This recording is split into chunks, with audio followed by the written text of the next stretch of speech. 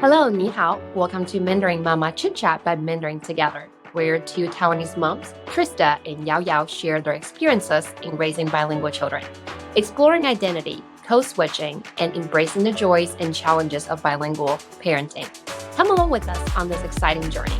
Hey guys, I want to let you know we have a Mandarin mini number course that is out. Make sure you go check it out in our link bio. I will link it in show notes. In this mini course, you'll learn how to say 1 to 99 in Mandarin Chinese in just 12 minutes. It includes a video training. We will teach you how to write 1 to 10 in Mandarin character, how to calculate your lucky numbers, and you will learn all the unlucky numbers and lucky number in Chinese culture. We also include in this mini course a lot of activity sheets, coloring sheets for the kids to work on to make it fun. So make sure you go check it out. And as always, we also have lots of freebie for you to download. Hi everyone, welcome back. Your time is so valuable. So we are so grateful you are here again, back with us. Today we have Laura. We had a great conversation with Laura. Laura used to live in Shanghai, China for 5 years. She was a teacher at the international school there in China for 5 years. Then she moved back to the United States, had her daughter, and then moved to Shenzhen, China for another 2 years. She loved Chinese culture, and she's such a huge advocate for Chinese culture and for people to learn and know the language. As an Italian descent and a white woman here in the United States, Laura, she has so much passion for Chinese culture and for people learning the Chinese language. Her daughter is in the Chinese Immersion school. She's actually a administrator at the Chinese Immersion school too. You can hear a lot of her aspect as a administrator and teacher in China and an administrator here in the Immersion school. And as a parent, is actually teaching her daughter Mandarin and Spanish. Her daughter Paulina actually joined us on the podcast too. At the time of recording, it's actually during the Chinese New Year festival, so you'll hear a lot of Chinese New Year emphasis that we are talking about. But I think you'll gain. I know you will love Laura so much. She is amazing. I learned a lot from her, and I love her passion when she started talking about raising a global citizen. It's just she's such an amazing human. Okay, let's welcome Laura. Hi, Laura. Nice Hello. to meet you. So glad you're here. And what's your daughter's name? Paulina. Paulina. Hi, ni hao. Ni hao. Okay. So, Laura, I'm so excited that you're here. I can't wait to chat with you. You told me you are a administrator at Immersion school, right? And you're also parenting your daughter in Mandarin. But first, can you take us all the way back? You mentioned you lived in China before teaching expat Mandarin. Can you just share your background and how everything started, how you moved to China, teaching Mandarin? I can't wait to hear your story. Yes. And now the first correction I need to make is that I personally was not teaching Mandarin. I was working I lived in Shanghai for 4 years, and I also lived in Shenzhen for 2 years. I worked in international education and specifically serving expat students. So kids who were American and other nationalities, but predominantly American. And they were living with their families in Shanghai, and their families wanted them to continue with an American style education. But I, was watching students from America, being uprooted and then transplanted all the way to Shanghai. And, for some families that was a more exciting endeavor. And then other students, they were kind of in shock, why am I here? And why am I in a school that, is in the middle of Shanghai? And why am I now, as a monolingual English speaker, being essentially forced to learn Mandarin, and going along with what their family wanted them to do. And so I worked, and it was especially more difficult for the students that I was serving because I worked at the secondary level. So I worked with students in grade 5 through grade 12. And certainly, especially for the older students, when you're a senior in high school, you're thinking with an American mindset, you're thinking about prom, you're thinking about like university. You're not necessarily thinking, okay, this is the perfect time for me to pick up Mandarin in my senior year of high school. But then for the younger students, in the grade 5, like grade 6 age group, there were some students that were excited and they took the challenge and ran with it. But then certainly there were students that, again, they had that mentality of like, oh man, why am I here? Why am I doing this? Like what's the long-term goal in mind? Especially because a lot of those families, they were coming over for like short-term contracts, like a 2 or 3 year stint. So they weren't necessarily thinking like, how is this going to help me in the long term? They're thinking, I need to get through grade 5. And that's that. So, but I can say anecdotally, it's kind of been fun because that was back in 2011. And so now those kids are grown-ups and a lot of them have already graduated university. And it's been really cool to see that even when they add me on LinkedIn, even the kids who I knew to be so resistant to learning Mandarin in grade 5, grade 6, they graduated university with, either a major or a minor in East Asian studies, or they studied international business and now they're working for a global entity, or they're even working still in like they themselves found their way back to Asia. And so that's been kind of cool to see, especially, like I said, for like the most apprehensive of learners that I worked with. That sounds fun. And that's awesome that you were like the bridge for these students and maybe parents too, and then into entering or trying to adjust to a total new culture. So did you work at an international school or it's like a different organization? No, yeah. So I worked at Concordia International School of Shanghai. It's, regarded as one of the top ranked schools in the world, really. And so I had, the good fortune to stay there for 4 years. And I think also too, what Concordia in particular does really well is that, they brought and what fostered that, essentially that lifelong interest in China and Chinese culture and just learning the language, was providing students the opportunity to travel. Every year, we brought students all over China. I went to Nanbeihu with my grade 5 students. We went to the Great Wall. We like rappelled off the Great Wall with like this adventure camp that we had there. We camped in tents, like right next to the Great Wall, in like a rural kind of countryside like area. I brought my students to Yongshou and Guilin. That was a 17-hour train ride on a traditional Chinese sleeper train with a bunch of 8th grade boys. So that was one for for the scrapbook. And then, and we also brought students to Xi'an to see like the warriors and stuff. So, Laura, do you speak Mandarin yourself a little bit? No. So I teach her. yeah, I have my tutor here.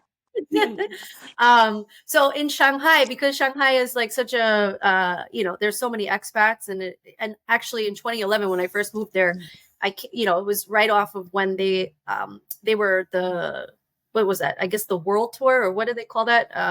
The World's Fair.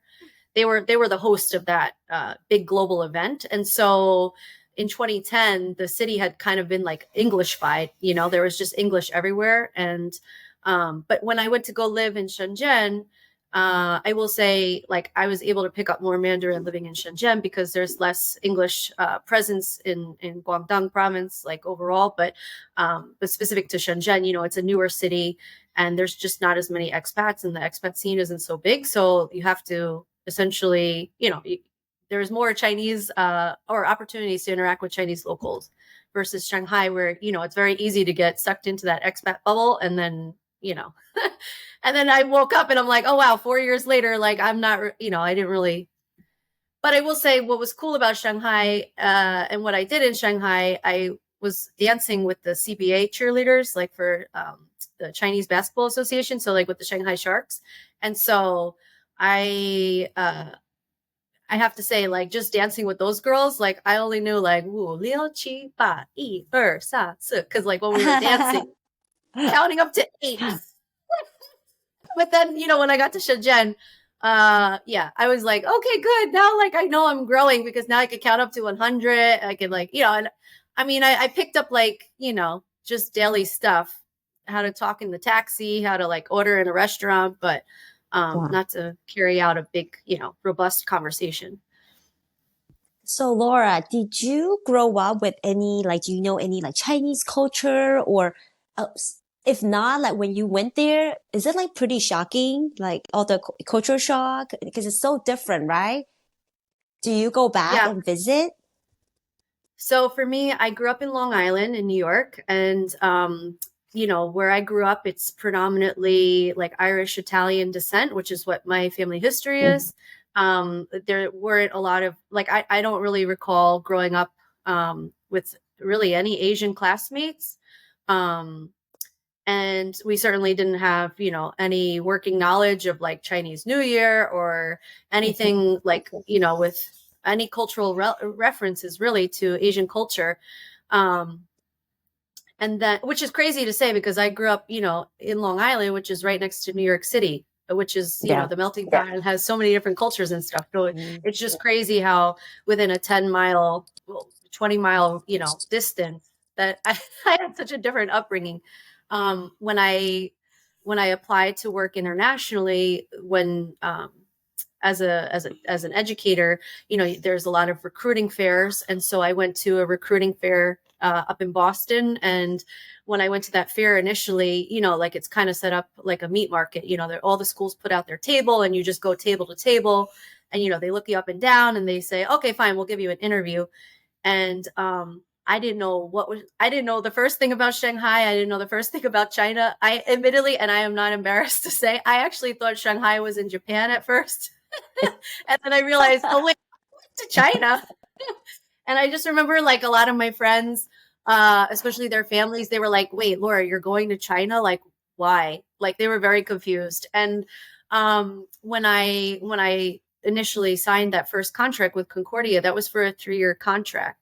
And and I was only 24 at the time, so I was like, relatively fresh out of university. I didn't know what was what. And I just knew I wanted an adventure. I also graduated like in the peak of the Great Recession that began like essentially around 2008. And so for me, I was just excited to be able to have a full-time, teaching opportunity because, stateside here, we were facing pretty difficult economic circumstances and a lot of school districts weren't hiring. So for me, I was just like, I'm not going to be a sub for years and years. I want like a full-time role. And I was really fortunate because like I said, while a lot of my colleagues or people that I graduated university with, they were still subbing, but I was, traveling all over Asia and getting all these amazing experiences. So I don't regret it for a second. And that's why too, like now as a mom, my daughter, when she was born in New York City, and then when a colleague of mine from Shanghai reached out to me and asked if I wanted to work again in China, but at their sister school in Shenzhen, I said, when's the flight? So when she was just a year old, it was her first birthday. We had all our family and friends at our apartment in New York City, but we had a flight to China that night. And so we gave all our stuff away. Like friends left her first birthday party with like a TV in their hand with a bag of hangers, like all this stuff. We were just like, take all our stuff because we're on a flight tonight. And so we went back to Shenzhen and same thing, sight unseen. We didn't know anything about Shenzhen. We just knew it was outside of Hong Kong. But things worked out. I think that's the amazing thing about the expat community. Like people are pretty generous of like trying to help people get oriented and situated when you first arrive somewhere. And we were really lucky because there was another expat family that was leaving to go back to their home country and their IE was available. And so we had the good help from our wonderful IE, Jojo. And so Paulina spent every day with Jojo for 2 years. And at one point, Paulina was speaking more Mandarin than Spanish or English because we speak both at home.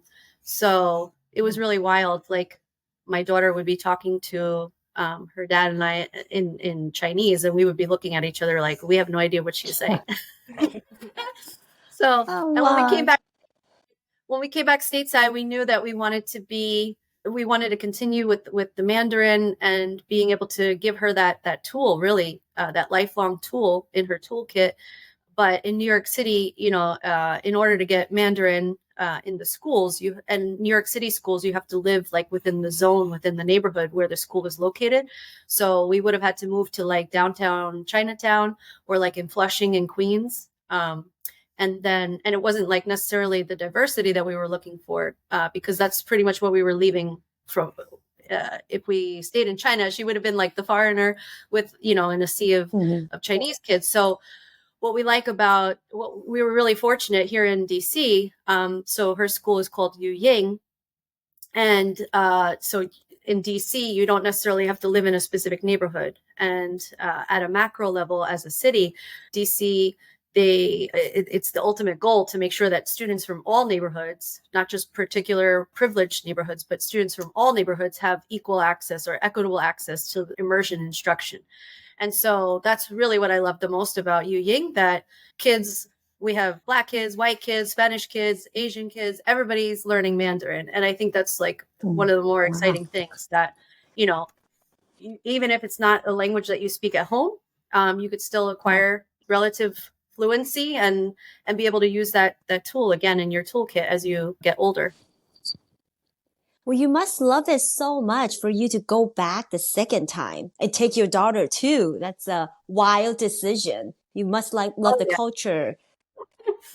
Yeah, I mean, for me, I think whether it was in Shanghai or in Shenzhen, what I really appreciate the most about Chinese culture, first and foremost, the emphasis on family.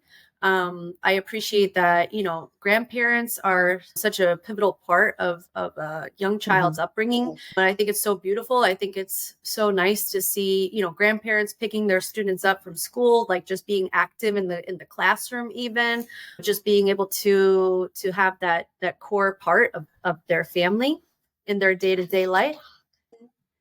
And then also too, just like in both cities, right? And really in a lot of different parts of China, it's not necessarily just in the cities, but even the rural countryside, just the fact that you have an application like WeChat, which is helping the country grow in such a way. I don't think we really like here stateside, we don't necessarily have an app that's revolutionized our country. I mean, I guess like social media, you could say, but like just because we have Facebook and Instagram, it doesn't mean that now people who have maybe experienced poverty or have grown up in poverty are suddenly now like entrepreneurial minded, right? Whereas in China, like an app like WeChat has completely revolutionized the country. I mean, you have people who were they live in a rural area. There's not a lot of resources, but like they have their own WeChat store and they're able to, participate in e-commerce and completely change their family's trajectory, right? I think that's like incredibly powerful. And I think for me, like Shenzhen compared to Shanghai, what I really appreciate about Shenzhen is that how green it is. I mean, there's just beautiful flowers and like beautiful plants everywhere you look. The city, at a government level, they have done a tremendous job of making that city, because they were able to, right, build it like from scratch, because otherwise it was just like a rice paddy, like 25 years ago. So they deliberately planned an absolutely gorgeous city.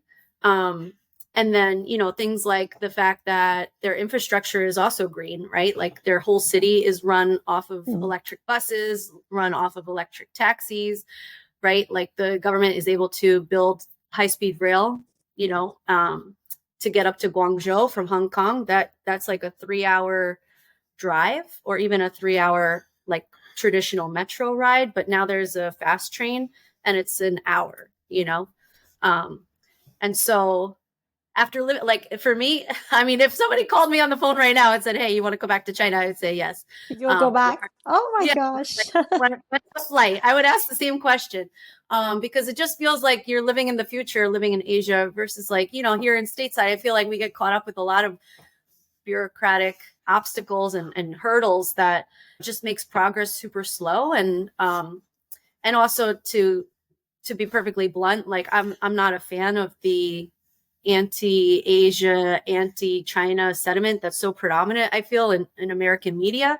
I feel like a lot, I mean, quite frankly, I feel like a lot of Americans are asleep at the wheel. Like they don't realize how much how much further advanced like Chinese are, and then like even just Asia overall, you know, and how quickly the Asian continent is changing and growing. I just want to say you're so adventurous. Like you're so like high spirited because the fact you just jumped right in and just embraced the culture and went to a country that you knew nothing about and then end up loving it. It's beautiful. And I totally agree with you of like, I guess the bubble, right? Like it's just my personal opinion, but I feel like, I don't know the percentage wise, but Americans seem to have, I guess, in their own bubbles, right? Like self-centered and then like go on to their everyday life without, I guess, like not having the desire or the curiosity to learn more about other cultures, not necessarily in a disrespectful way, but just they just don't seem interested. So I teach Mandarin Chinese myself in Ohio. I guess predominant white or just like not a large Asian population as well.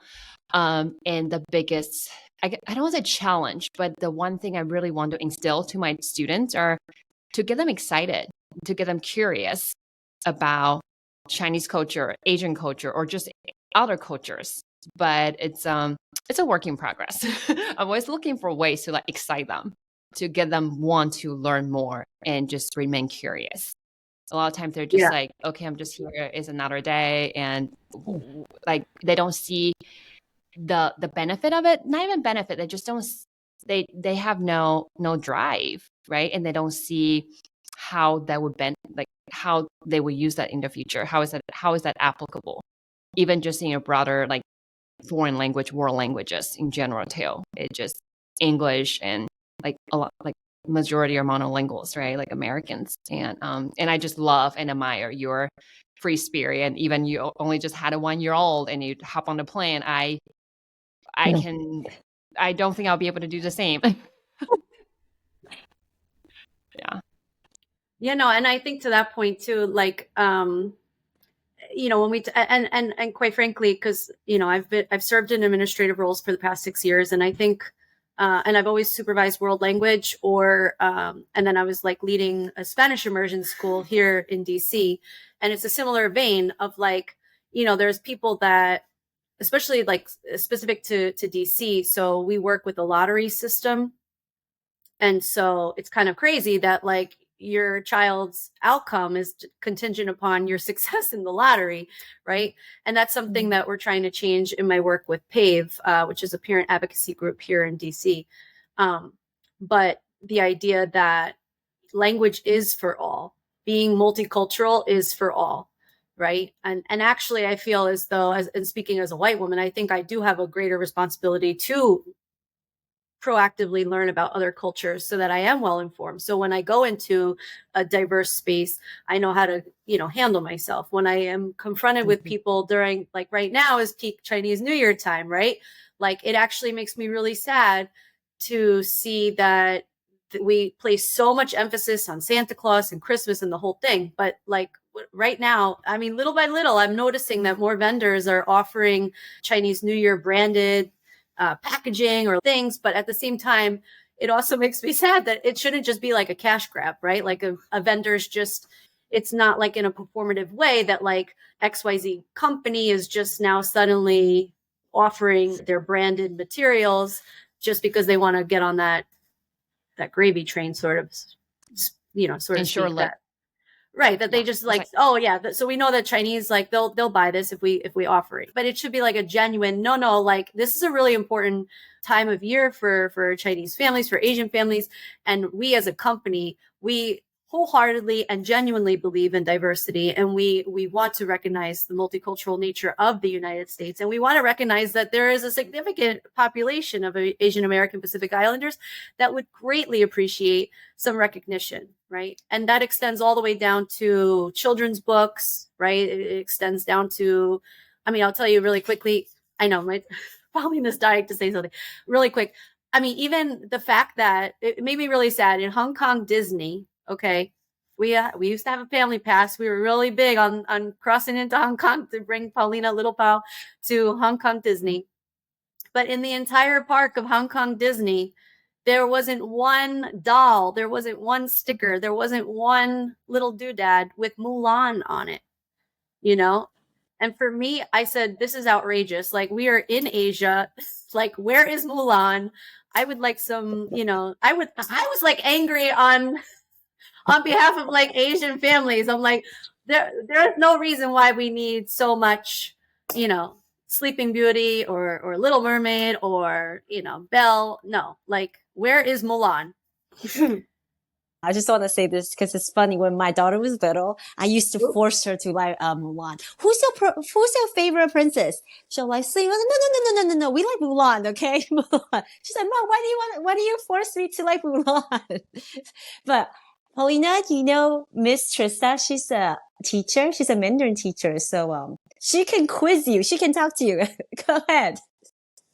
You want to Well, quiz might be too, I don't want to make a stressful situation, but could you share with us your experience living? No, you have to speak Mandarin, Trista. 你要讲中文。 OK， 好，你叫什么名字？ Paulina. say the whole 啊， thing? 你几岁？我叫 7岁. 几岁？ 7岁。Yeah. 你想说什么 What did you want to say? You were like so eager, right? I'm really curious. Yeah. 你想说什么？新年快乐！哦，新年快乐 Your Chinese zodiac sign. 你属什么？ Monkey. It's monkey. 哦，猴。你属猴，猴子。我也属猴。 What My do you zodiac think sign about is monkey as well. What do you think about studying at Yu Ying? What's your favorite part? It's really great. So basically on Tuesdays and Thursdays, I have Chinese days, but on Mondays and Wednesdays, we mostly focus on English. And then we have like a lot of like specials, like on the Chinese days, we have PE. But on Wednesdays, we have garden art, and then on Mondays, we actually have like singing, but it's mostly like Chinese singing. Yeah. And You want to You want sing to show me some of one? your work? and this is some of the work I did. So like this is basically where we like review characters.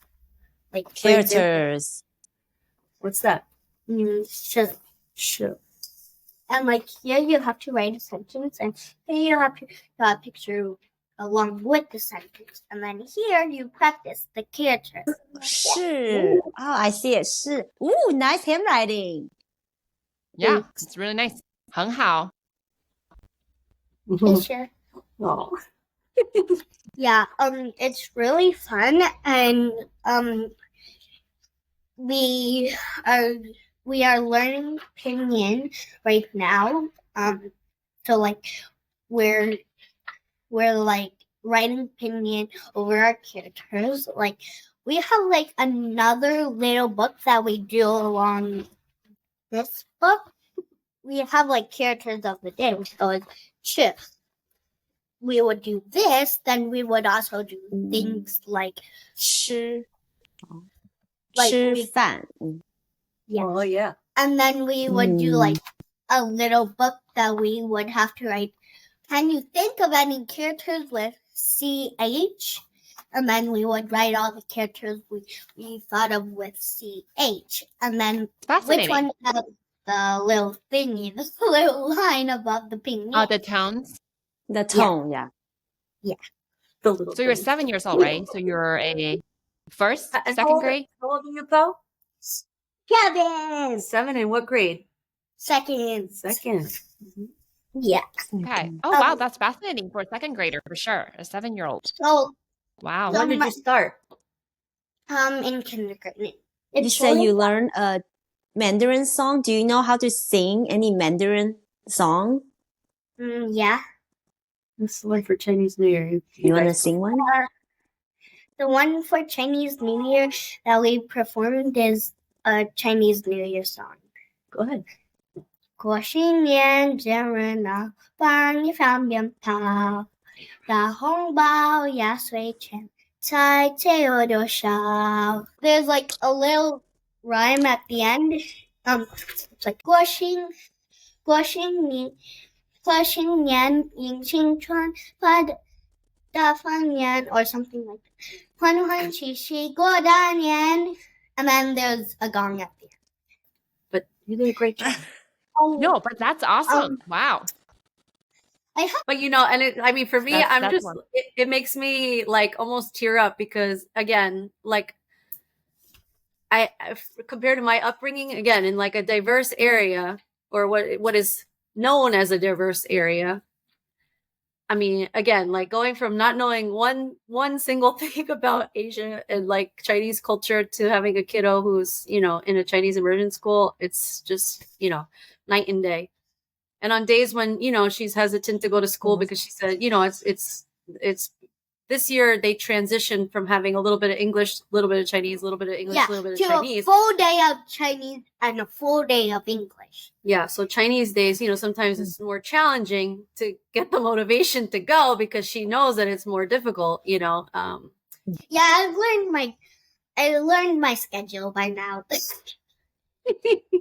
But just the idea that, and I'm trying to keep encouraging her that, it's challenging right now because you're still new at it, you're still learning it, but like, wowee, in 10 years, you're going to be absolutely amazing, And I just, anytime I come across my former students, again, like on LinkedIn or in other ways, like through the alumni network with Concordia's outreach, and I see that there's, American kids, again, studying like with a major or minor in East Asian studies or like working in international business. That for me, that's like the ultimate goal, just to be able to give my child as many tools as, as are available to her really. And making sure that, and the weird thing, I think, if I can humbly say, like, as a person who grew up in America, American culture is kind of funny in that, American families are so willing to spend so much money, for Little League and the likelihood of their young person becoming the next Messi or like some football star or some, baseball star, whatever kind of star, the competition is so thick and the capacity for a person, your average typical American kid, to become like this next, great athlete is so slim to none. But the fact that anybody and everybody can learn another language and really utilize that to like, function to the best of their ability in the workforce, but then also just like as a human being, and your own personal growth. It kind of makes me sad that like, the American mentality is still, even now in 2024, this is America, speak English. Like, no, stop. Like, please, we need to retire that terrible mentality. I mean, it should have been retired a very long time ago. And I think also too, just like my own personal why, on my mom's side of the family, they're Italian descent. And during like World War II and even World War I, the Italian Italy was not the American ally. They were the enemy. So anybody who spoke Italian, they quickly had to learn English because they wanted to assimilate to American culture. And I get the historical significance of how we became this country that it's English only, because it wasn't just the Italian community. There's lots of communities that, had to learn English to protect themselves from standing out and being othered and whatnot. But at a family level, it's like a great loss, that like we weren't able to get that passed down from generation to generation. And that's something that like, I'm really conscientious about. Her dad is Colombian descent. And so that's why for us as a family, like we're really trying to emphasize the importance of learning languages and not just like for the sake of, again, economic opportunities, but also like, as a person. I think the frustration is definitely there. I'm raising my kids, my 2-year-old and 4-year-old and 2-year-old bilingual as well, Mandarin and English. And as me and Yao would often say, it's I guess it's people try to fit in. Even you have even for example, like my son, he's only 4-year-old, but he is resistant already, like at age 3, because like I don't have family member near me.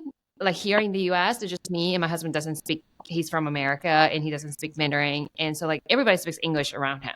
So he has his identity like, hey, I speak English and American and mommy is the only one who speaks Mandarin. And then I'm trying to, I guess, like share my culture and my language with them, encourage him and make it a positive experience for him.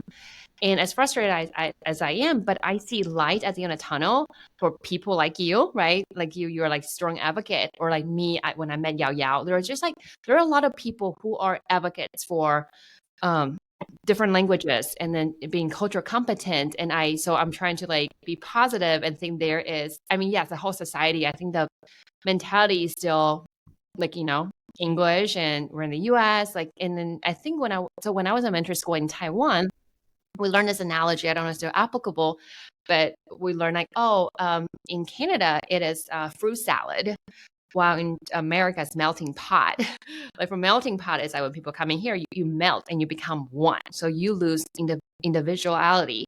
While in fruit salad, I guess you still keep your own the differences, uniqueness. I don't know if it's still the same, but at least for America, I think people are still trying to fit in, trying to be a part of mainstream, trying to adapt to that. And but for me, my goal for my children is I want you can decide whatever you are, right? Like they can, they're American or Taiwanese, whatever, or half, that's fine.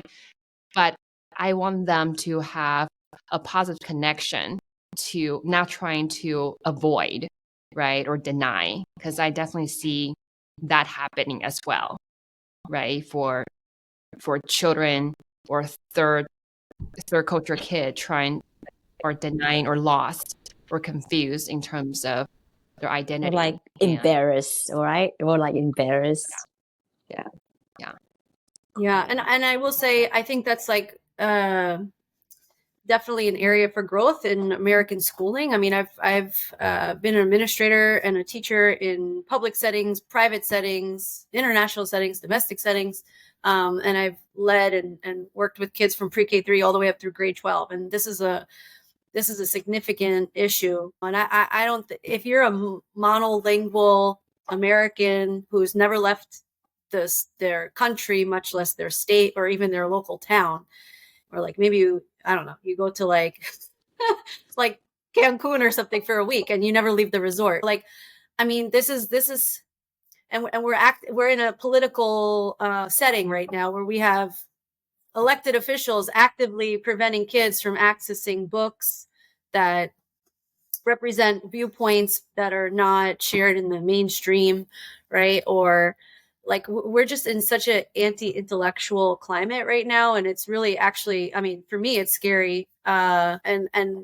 it's not necessarily like where I professionally I'm supporting a company now and I'm working from home. I'm not in a school-based role because I just can't get up in front of a community and say with a straight face, like, I agree with this and this is how it should be. Like, no, like we are living in a multicultural world. We are living in a globalized society. It is an absolute disservice in 2024 to not equip kids with the tools that they need to be successful global citizens, because the world is just going to keep getting more globalized. We're not going back to, a landline phone on the wall and you don't really know what's going on in another culture, right? And we're living in such an interconnected world that what happens in Asia, what happens in Europe, what happens in South America has a direct impact on what's happening in our lives here in the States.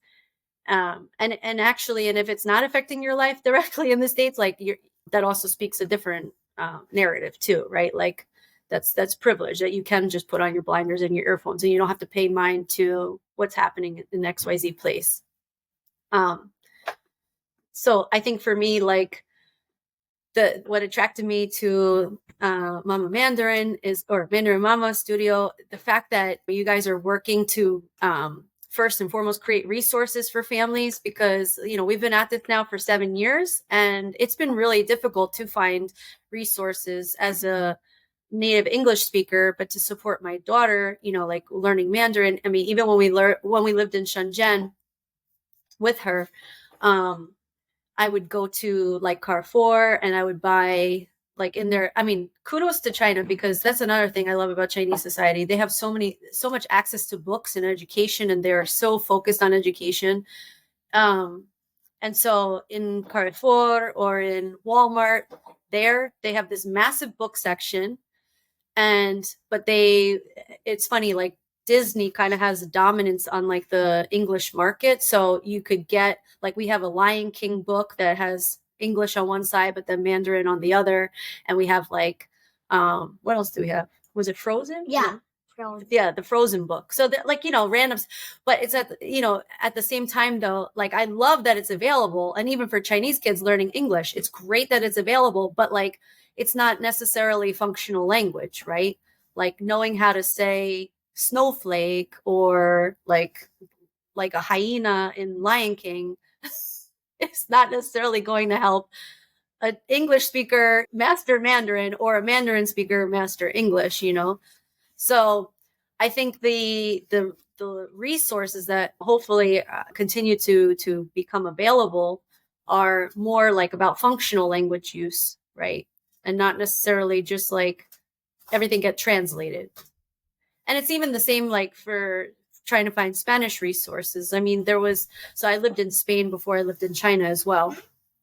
And there's a company that they, because even here in the States, like, I want to find a Spanish children's book written by a Spanish speaking author. I don't want to get an English book just translated into Spanish, because you lose the essence of the language when it's translated like that. And so there was a service in Spain that I was subscribing to. It cost a lot of money, but I was happy to spend that money so I could get Spanish speaking or Spanish books written by a Spanish author. But then I canceled the service because they too were also sending me English books translated into Spanish. So it's crazy that, like, this is a global issue, really. Like, the English is so dominant that we can't really get a lot of resources. So I don't know, maybe you girls have better resources to recommend, but I am all ears. That's you're very observant. I'm just like kind of like lost in words as well. That's true. Me, like, when I first came to the state, like, for example, Chinese New Year, right? Lunar New Year, whatever you call it. It's basically Christmas here in the States. It's a huge deal, right? It's a huge celebration nationwide, or like among multiple Asian countries, really. But when I first came here, I wanted to find teaching resources, materials, because I didn't bring any books here from Taiwan.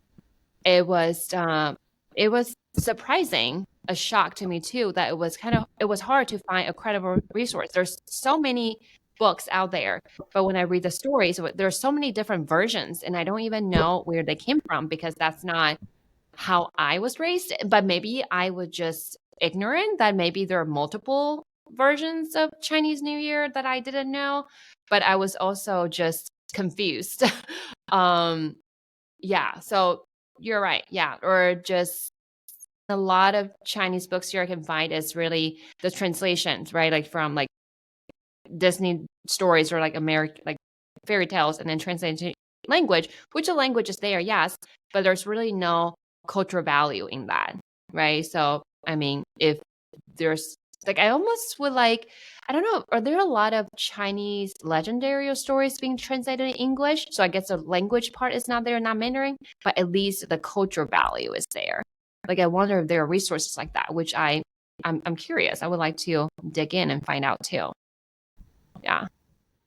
Yeah, because even for me, like, I mean, when my daughter comes home with her packet here, the frustration that I have, and I get it. She's only 7 and she's learning the basics, the fundamentals, right? So that she can progress to the next like level. But at the same time, like, for me, learning stuff like this in isolation isn't necessarily fostering like, a genuine love and appreciation and interest in the culture itself, right? Like, this is just very tactical, right? Like, we got to get the fundamentals down so that we can tackle the next thing, right? It's not, we're covering content because that's what the curriculum says.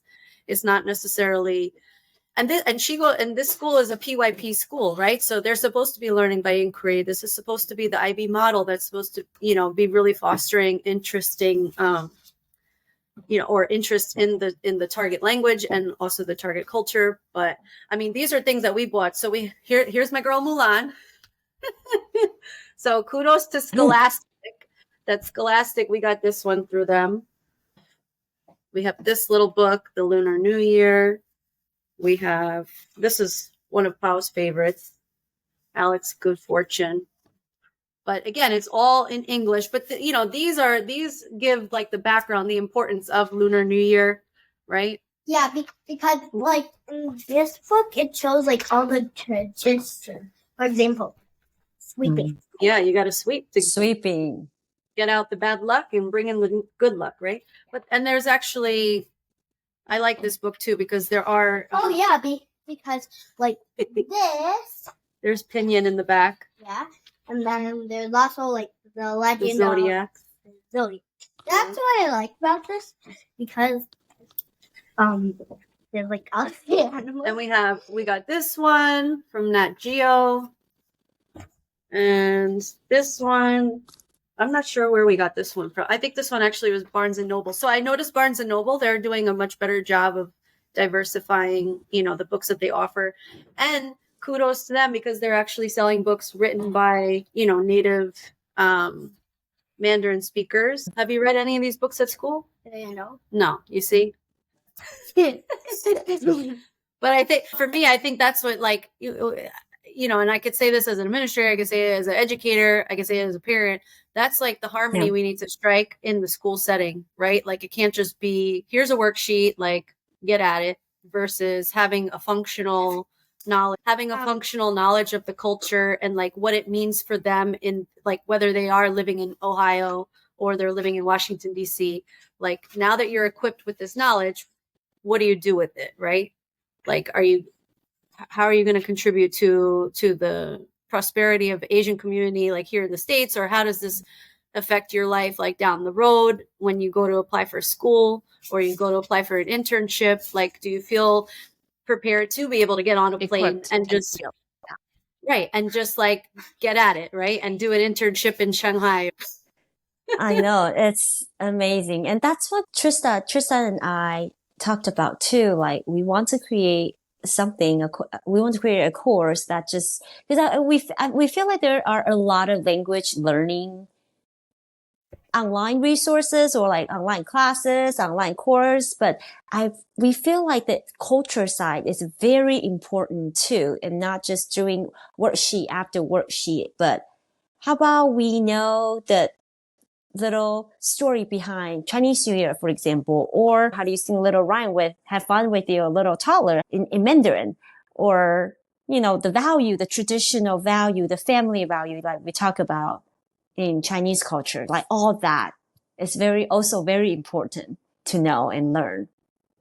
I mean, I'll say really quickly too, like even at my daughter's school, so in grade 5, they do like a culminating trip to China, and I was checking out the itinerary. And for me, I feel like, the itinerary is missing the mark a little bit because, they have the kids going to Beijing to see the Great Wall, to see Hutongs, right? And then to go to like the palace area. For me, I'm like, wait, hold up. There's like really, I feel like more relevant things for young people to know, like a city like Shenzhen that like, oh my gosh, look how much technology is coming out of Shenzhen. Like all those drones y'all like to fly. Well, there's the factory where they're building it, right? Or like, hey, you like those robots that, are building cars and doing all sorts of things in factories all around the world. Like, hey, all that innovation is coming out of Shenzhen. Like Shenzhen in particular is like China's Silicon Valley. So yes. I'm like, and they're also visiting Chengdu, I think, to see like the pandas. Chengdu. And for me, it's just like, okay, we got to move the American mentality beyond just like China's pandas and chopsticks, right? Like, and again, this is in an immersion school. This is supposed to be their culminating trip. This is supposed to be like, and again, I think it's such a pivotal time because it's grade 5 students, right? And so Yu Ying in particular, they feed into a school called DCI, which is DC International School. And so kids either get to continue on the Mandarin path, or they can also pick up another language at DCI. But for me, I'm like, you're going to have a lot of, and I don't know the numbers, but I would just say, like, if I had to guess, if I could make a guesstimate, I would say that the percentage of kids who continue on the Mandarin path is probably pretty small compared to picking up something like Spanish that is more readily available, right? Like you have the opportunity to practice the language on a daily basis, right?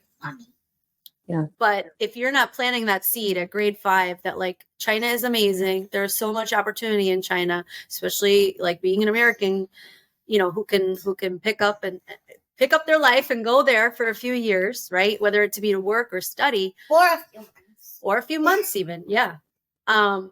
Like, I don't think, you know, if I put myself in a grade 5 body, I don't think I'm going to have that same sense of urgency and that same sense of excitement, just like going to the Great Wall or seeing the palace in Beijing, you know? or a bunch of pandas.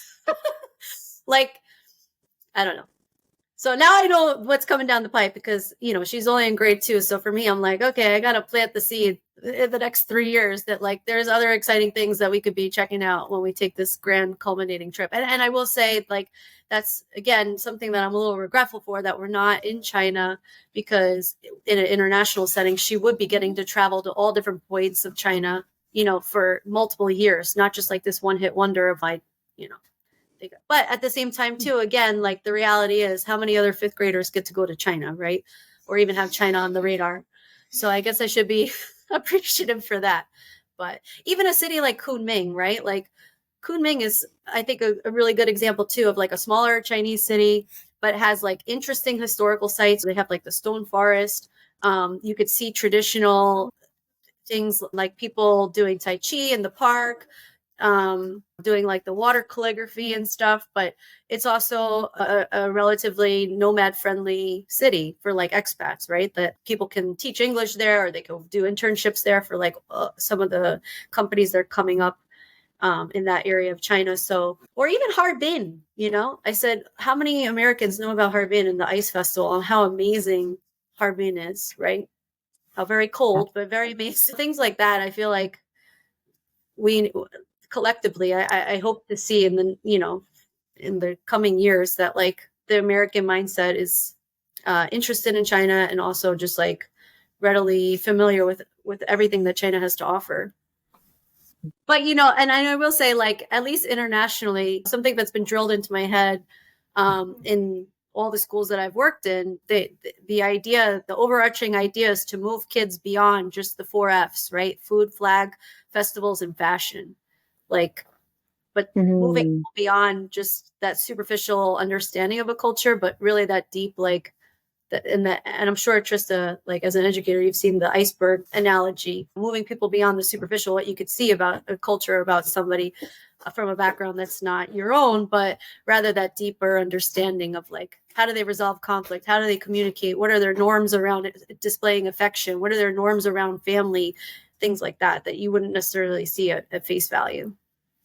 Wow, Laura, really, really appreciating you like sharing all of these, just like your, I guess, thoughts and reflections and just experiences, like as an educator, administrator, and a parent, and also just say like your experiences, like in 3 languages, right? You speak Spanish. Well, I guess like in Chinese culture too, a little bit of Mandarin. So just like navigating among all these cultures. It's great. And then you definitely give us some ideas too to think about in terms of the course, or even just for me and Yao Yao, like our journey in raising our kids bilingual in American society too. And or me as an educator.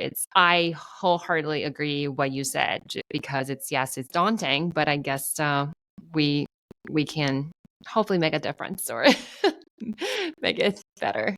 Yeah. You know, I just want to say quickly too, like going back to the idea of, you know, trying to foster this interest and like just overall pride really for a culture that's not like the dominant American culture. I mean, even for my own daughter, like, again, she has extended family and her cousins who are all in South America and in Colombia. And we're same thing. Like, so she goes to a Chinese school, but we're trying to like foster pride for Colombian identity as well. And like, even with them, like, so they're going to a immersion school and they're learning English and Spanish. So when they connect with her, it's their opportunity to practice English. And I'm trying to tell her, no, don't let them dominate that. Like, they're trying to practice their English on you. I said, no, you could also practice your Spanish on them. And so even within the family, I feel like it's hard to even foster this idea like that, you know, we all got to grow together. So like, I don't even, so it's hard enough at like a macro level, like within the greater society, you know, for like a kid to be able to feel confident that like, yeah, I do speak another language at home and I do have this other identity that's not in the dominant mix, but even within your own family, have conversations and hopefully shared expectations around like how collectively the whole family is also going to make sure that everybody's growing at the same capacity. And I also have to put in a plug for one of my former students really quickly, because I'm very proud. Pearl Ong, she has written a book, and I'll forward you the Amazon link. But she is an illustrator based out of California, and she's published a few children's books. And so it's just really exciting to see that. And, you know, she grew up in Hong Kong, but she was my student when I lived in Shanghai. She was on my dance team. And so I'm just really excited to see that, you know, someone who's a native Mandarin speaker, you know, who grew up in China and Hong Kong, now based in the States, is publishing books, and it's available, like I said, on Amazon and Barnes and Noble. And we even have in our little bookshop here in Alexandria, in Old Town Books. Thanks for carrying Pearl's book. So. Yeah, definitely. Give me the link and I'll link it to our show notes. You're so amazing, Laura. You're such an advocate for raising a global citizen and culture, and advocate for like the Chinese culture. It's inspiring, very inspiring to hear. Well, and you I have also so much passion and love for it.